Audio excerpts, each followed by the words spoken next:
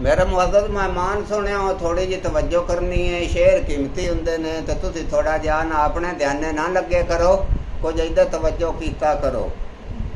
ते साडे बंदियां दा इह काम है मस्जिद ते टुर जाना, मौलवी दी आवाज़ सुनदिया रहनी ते उत्थे झाड़ के ते उरा निकले आउणा। इह काम ना कीता करो।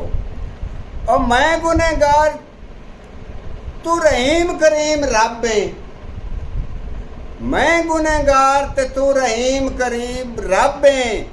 ओ मेरे अब्बा उत्ते पर्दे पाई रखना है।